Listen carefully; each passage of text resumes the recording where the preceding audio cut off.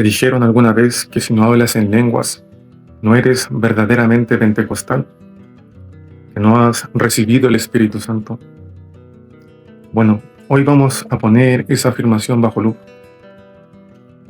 porque uno de los discursos más repetidos en ciertos círculos pentecostales, incluyendo lo que enseña Elías Chávez Bascuñán, es que el pentecostalismo chileno nació creyendo que las lenguas son la evidencia obligatoria del bautismo del Espíritu Santo. Pero cuando abrimos las fuentes históricas y leemos a los académicos, esa afirmación simplemente no se sostiene. Y ojo, no voy a atacar a la persona, voy a examinar sus ideas. Este tema es importante para mí porque cuando me convertí siendo parte de una iglesia fundada por Huber, me encontré con algo que me dejó en shock. Personas formadas en las asambleas de Dios me dijeron: si no hablas en lenguas, no has sido lleno con el Espíritu Santo. Y eso me generó una crisis, porque yo había tenido una experiencia real. En una escuela dominical fui lleno del Espíritu Santo y no hablé en lenguas, pero desde ese día fui impulsado a predicar solo a distintos lugares. Profeticé a personas, hablé cosas ocultas en sus corazones y vi el respaldo de Dios al quebrantar sus corazones y vidas. Entonces la pregunta era inevitable: ¿eso no era la obra genuina del Espíritu Santo? Lo primero que hice fue ir a las Escrituras, y en ninguna parte encontré que se enseñara esta doctrina de la evidencia inicial que todos debían hablar en lenguas.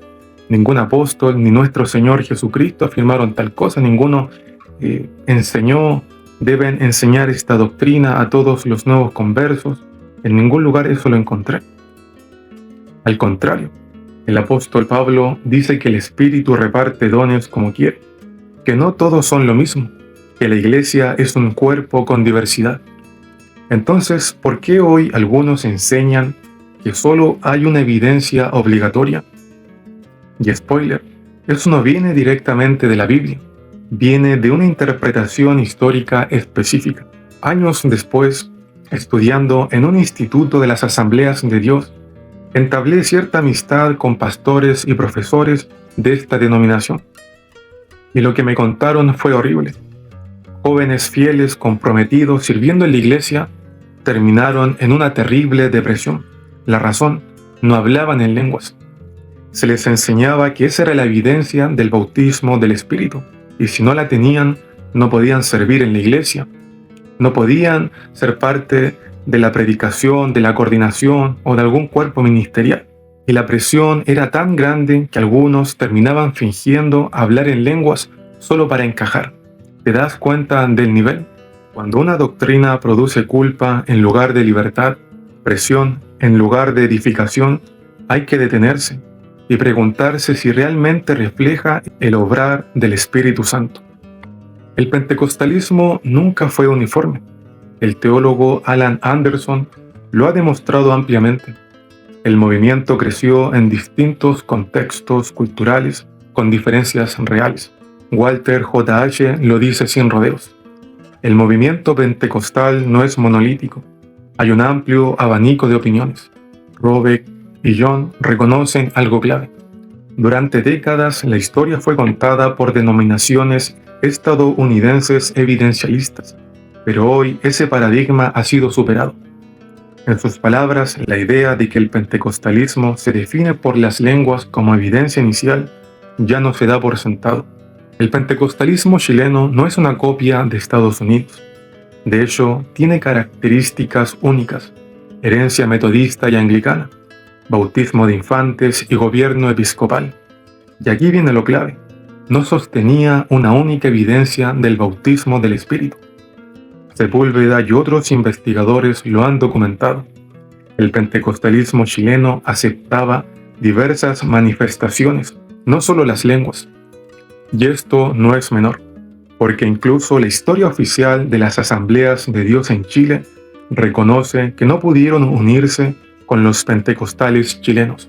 Las razones: diferencias doctrinales incompatibles, entre ellas la evidencia del bautismo en el Espíritu. Y esto es devastador para la tesis evidencialista aplicada en el caso chileno. Y aquí entramos en el punto más delicado y más revelador. Chávez utiliza una cita para afirmar que Hoover enseñaba la evidencia inicial, pero hay un serio problema en este punto. Un problema que no es opinable. Esa cita no es de Hoover, es de Durán. Y esto ya no es algo discutido. Investigadores del pentecostalismo chileno han demostrado claramente que ese texto corresponde al artículo Manifestaciones, cuya autoría es de Durán, no de Hoover. O sea, esto ya fue aclarado en la academia. Entonces aquí viene el punto incómodo. Cuando usas una cita desacreditada por la investigación y aún así construyes tu argumento sobre ella, ya no estás interpretando mal. Estás hablando desde la ignorancia del estado actual de los estudios, y eso es grave. Porque una cosa es debatir ideas, y otra muy distinta es atribuirle a alguien algo que nunca dijo. Cuando eso pasa, el argumento no se debilita, se derrumba completamente. Y aquí viene algo que casi nadie te dice, pero cambia completamente el panorama. Muchos ven que Hoover tradujo textos de evidencialistas y saltan a una conclusión rápida. Entonces él creía lo mismo, pero eso es un error, porque difundir no es lo mismo que adoptar. Hoover venía de una tradición metodista, influenciada por Wesley. ¿Y sabes qué hacía Wesley? Leía y citaba autores fuera de su propia tradición anglicana, especialmente místicos católicos y de la tradición ortodoxa. Y eso significaba que abandonó el anglicanismo de ninguna manera. Significaba algo mucho más profundo. Tenía un método teológico ecléctico. Discernía sin absorberlo todo. Y eso mismo hizo Hoover. La revista Fuego de Pentecostés tradujo y publicó enseñanzas de distintas corrientes, de calvinistas, cuáqueros, bautistas, místicos, católicos, autores del Ejército de Salvación, anglicanos y otros. Pero aquí está la clave. Eso no definió los artículos de fe de la Iglesia Metodista Pentecostal. Porque si difundir fuera lo mismo que creer, entonces esa iglesia tendría una mezcla doctrinal imposible. Y no es así. Una cosa es lo que se publica y otra lo que se establece como doctrina. Y la evidencia inicial no nace de ese proceso abierto y ecléctico, sino de sistemas doctrinales norteamericanos que la fijaron como norma. Pero en Chile nunca fue así en su origen. El pentecostalismo chileno no nace como una copia de denominaciones evidencialistas norteamericanas. Tiene conexiones más directas con el avivamiento en la India, liderada por Pandita Ramabai. Y esto no es una teoría. El teólogo pentecostal Jack W. H. lo afirma sin rodeos. Las iglesias pentecostales chilenas no fueron un subproducto del avivamiento de Los Ángeles. El avivamiento en Chile fue independiente de Azusa y estuvo influenciado por el avivamiento de Ramabai. ¿Qué se enseñaba en ese avivamiento? Alan Anderson lo deja en claro. En la India las lenguas no se consideraron como elemento esencial para que hubiera un bautismo del Espíritu. Y Ramabai escribió: no hay base para sostener que hablar en lenguas sea el único y necesario signo. El amor es el único signo necesario del bautismo del Espíritu Santo. Abrams afirmó: no nos atrevemos a decir que no está bautizado en el Espíritu quien no ha recibido esta señal. ¿Te das cuenta? No es ambigüedad, es un rechazo explícito a la evidencia inicial. Abrams comunicó estas experiencias a círculos misioneros, incluyendo Hoover, quien publicó su libro en 1909 en pleno avivamiento pentecostal chileno, en la revista pentecostal Chile Evangélico. Y según Anderson, el avivamiento en la India fue un catalizador del pentecostalismo chileno. El propio Hoover en 1932, cuando explicó el origen del movimiento en Chile, mencionó solo el avivamiento en la India como una influencia directa, no a Azusa, sino a la India. Entonces, decir que el pentecostalismo chileno nació con la doctrina de la evidencia inicial, no viene de Ramabai, no viene de Abrams y no viene de Hoover. Viene de una lectura posterior importada de Estados Unidos. Y eso la Academia Pentecostal actual ya lo superó. Y aquí viene algo muy importante. Ya en su madurez teológica, Hoover, en 1928, en la revista Fuego de Pentecostés, en el artículo ¿Quiénes son estos pentecostales?, donde definía el movimiento pentecostal chileno, deja su pensamiento completamente claro. Y él dice: algunas reuniones pasan sin ninguna manifestación. Algunas personas no las experimentan nunca o raras veces. ¿Te das cuenta de lo que significa eso? Allí no se obligaba a nadie a hablar en lenguas o alguna otra manifestación. Simplemente esperaban que el Espíritu Santo viniera según fuere su voluntad. Sepúlveda, en su obra Pentecostalismo a la chilena, muestra que Hoover mantuvo la misma línea teológica toda su vida. Nunca definió lo pentecostal por una sola manifestación.